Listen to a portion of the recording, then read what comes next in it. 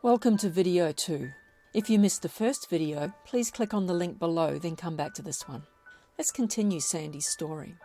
The instant switch is something you must have if you want to truly experience financial abundance, no matter how hopeless, no matter how desperate, no matter how nakedly alone you feel right now.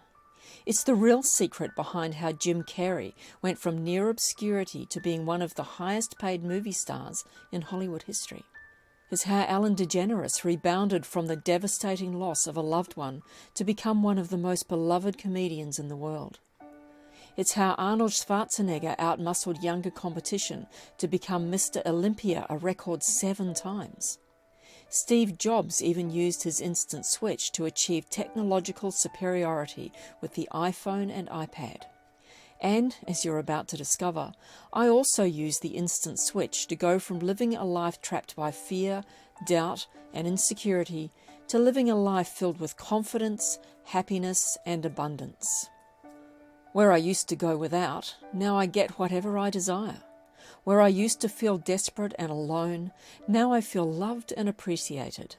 Where I used to be broke and broken, now extraordinary opportunities find their way to me on a daily basis.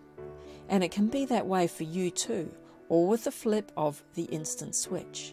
In just a moment, you'll see the awesome science behind this revolutionary discovery, a breakthrough that's literally making world-renowned scientists and doctors rethink everything they thought they knew about how the universe operates.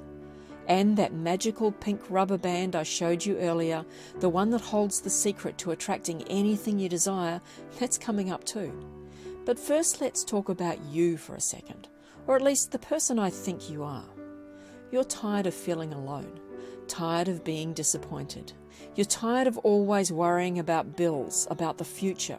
Although you try not to let it get to you, you live your life with some level of fear, always feeling like the other shoe is about to drop. You want to be happy. You want to be rich.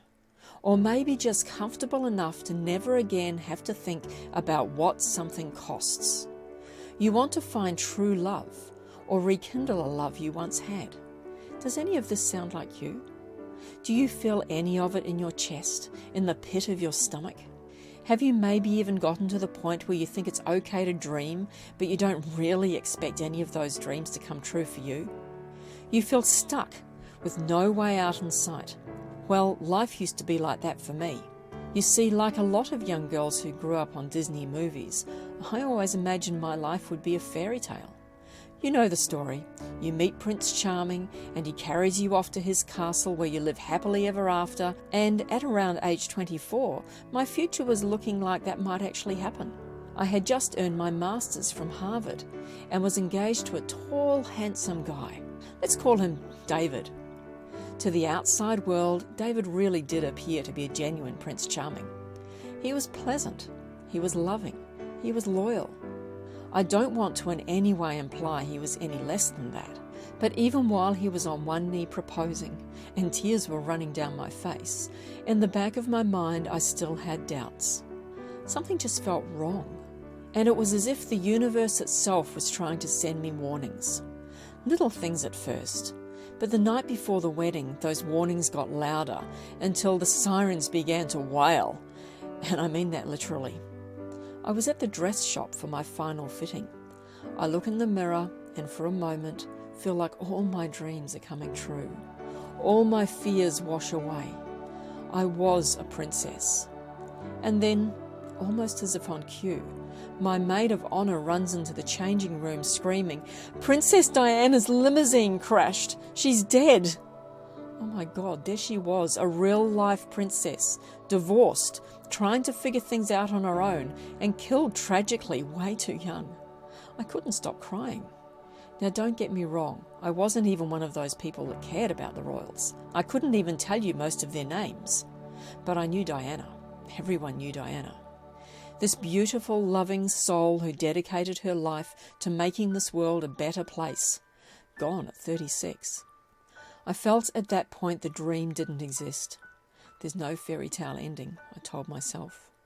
Now, you think that would be the first sign that convinced me to call the wedding off. And I wish I had, because The next morning I awake on bloody sheets.